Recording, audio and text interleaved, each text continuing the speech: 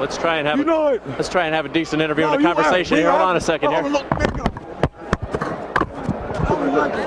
Jake, okay, come on, dog. Fine. Thank you very much. Only. Congratulations. It's the end of the interview. Congratulations, Dan. Congratulations. My talent speaks for itself. I ain't gonna answer nobody else's question. I'm going home. We're gonna have a party. Oh, we're gonna have a party. Everybody dollar me. If they don't want to respect me, fuck them.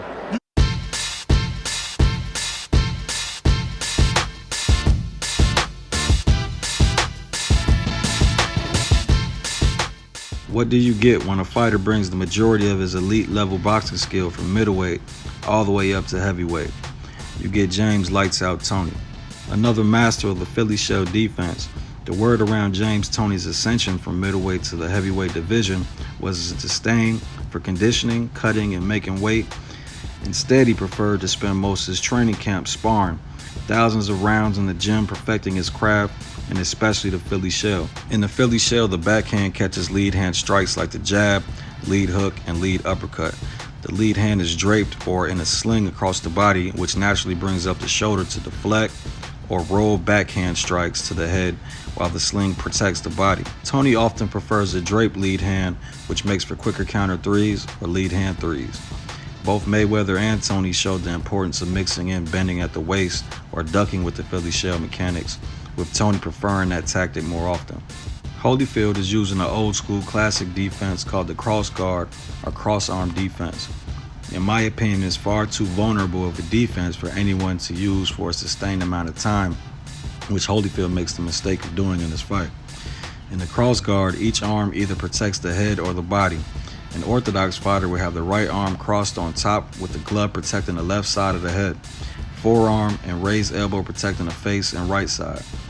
The left arm is crossed below, protecting the body in the same fashion.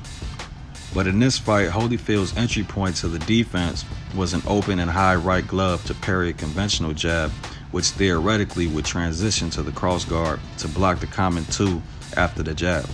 Even when Holyfield was able to displace some of the impact of Toney's backhand with his right glove in the cross guard, they were still visibly effective, as catching a backhand usually isn't ideal. Holyfield wasn't very efficient at raising his right elbow to protect against hooks either. James Toney was able to constantly exploit the defense with his hand speed and punch placement, adjusting with up jabs instead of conventional jabs, quick left hooks before Holyfield could raise the right elbow, and perfectly placed twos and overhands.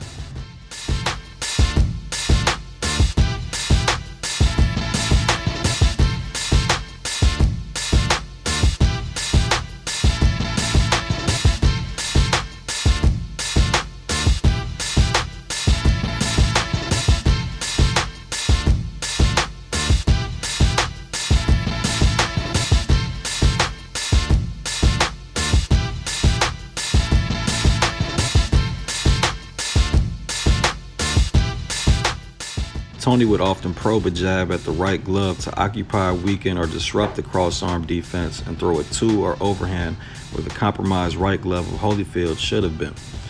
Toney also used foot feints and level changes to throw Holyfield off and disguise his attacks.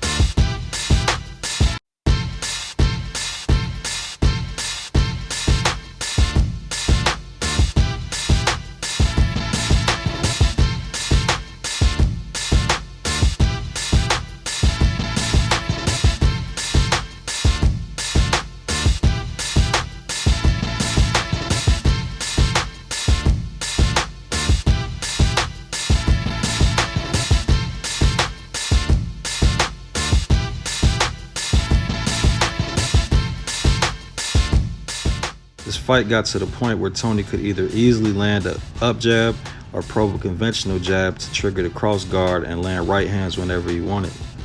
Holyfield was actually an 8-5 favorite in Tony's essential coming out party at the heavyweight division. Didn't quite turn out that way.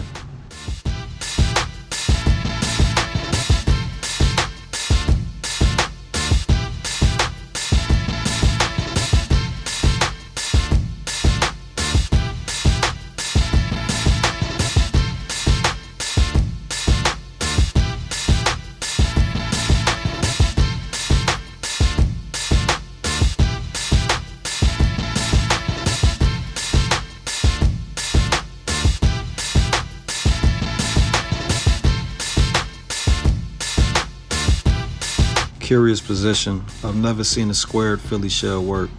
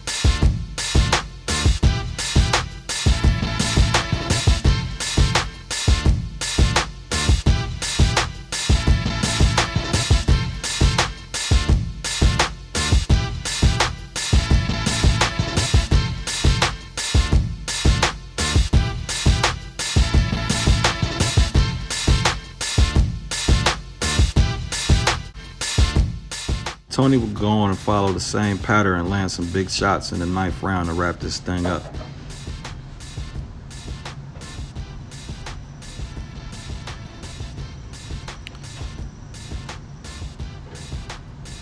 Same cross guard failure. That counter 3 really hurt Holyfield. Yeah, it was a wrap.